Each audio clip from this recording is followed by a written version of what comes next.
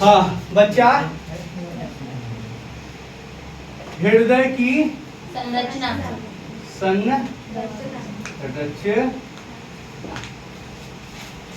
आज के क्लास में हम लोग हृदय के संरचना के बारे में समझेंगे कि हृदय की संरचना कैसी है और ये कैसे हृदय फंक्शन करता है, कैसे कार्य करता है, इस बारे में हम लोग समझेंगे।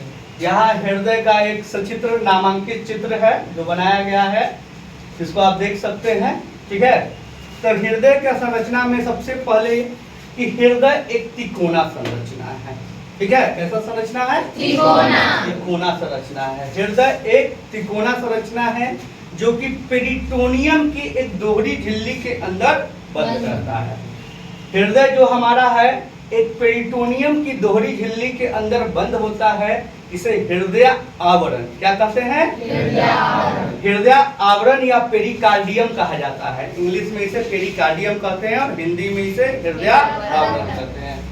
तो इस जो पेरिकार्डियम है उसके अंदर एक गुहा मौजूद होता है जिसे पेरिकार्डियल गुहा कहते हैं, और उस गुहा में एक द्रव मौजूद होता है जिसे पेरिकार्डियल द्रव कहा जाता है।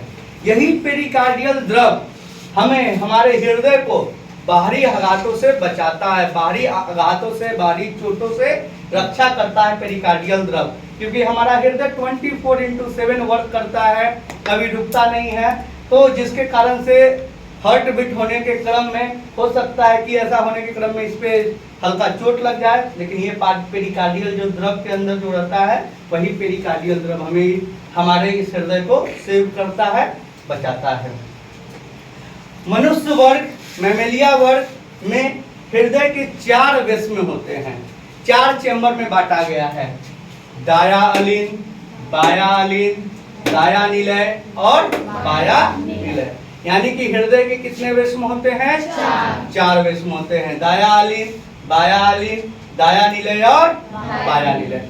हृदय के बीचों बीच एक विभाजिका होती है जिसे सेप्टम कहा जाता है। इसे क्या कहा जाता है? सेप्टम।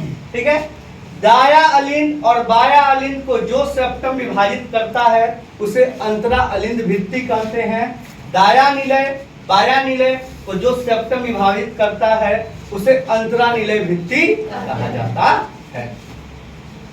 ठीक है, अंतरा निलय भित्ति कहा जाता है।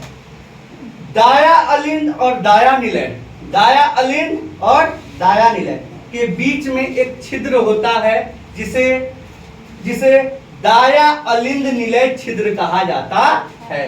दाया अलिंद दाया निलय के बीच में एक छिद्र होता है जिसे दाया अलिंद निलय छिद्र कहा जाता है। दाया अलिंद निलय छिद्र कहा जाता है।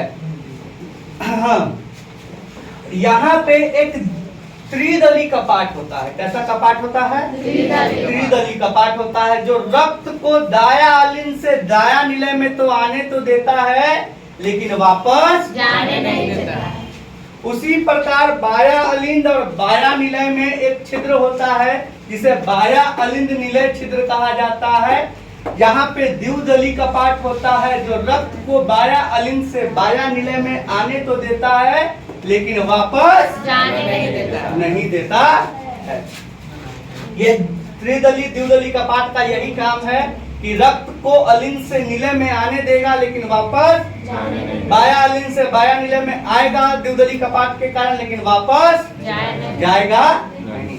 अब दाया निलय के बाएं भाग से, दाया निलय के बाएं भाग से एक फुफ्फुस धमनी निकलती है, एक फुफ्फुस धमनी निकलती है। यहाँ पे 3 अर्धचंद्राकार वाल्व होते हैं जो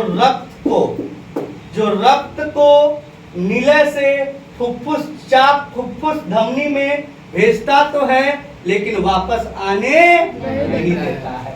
उसी प्रकार बाया निलय के दाहिनी ओर से, बाया निलय के दाहिनी ओर से एक महाधमनी निकलती है, महाधमनी निकलती है जो यहाँ भी 3 अर्धचंद्राकार वाल्व होते हैं जो रक्त को बाया निलय से महाधमनी में जाने तो देता है लेकिन वापस आने नहीं देता है।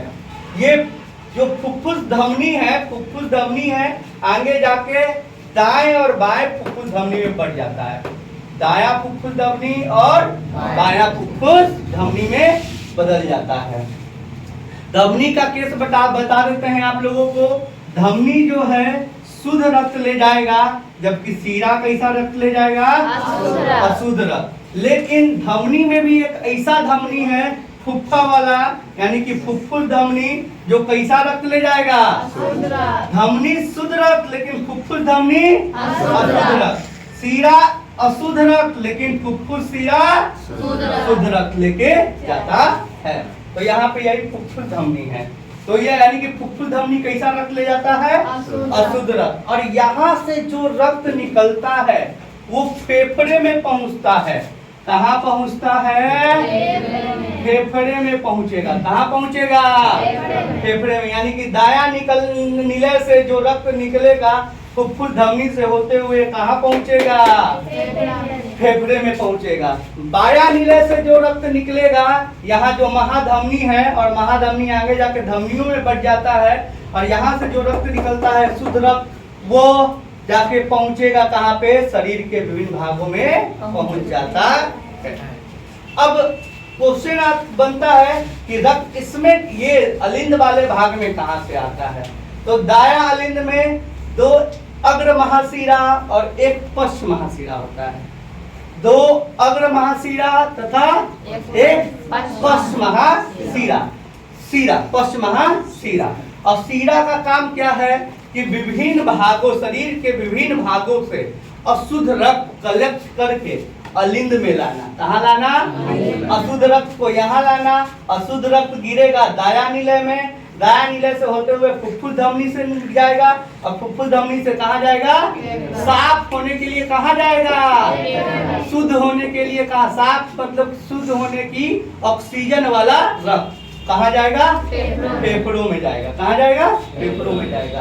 अब बाया अलिंद में फुफ्फुस शिराएं होती है। कैसी शिराएं होती है? फुफ्फुस शिराएं कैसा रक्त लाता है?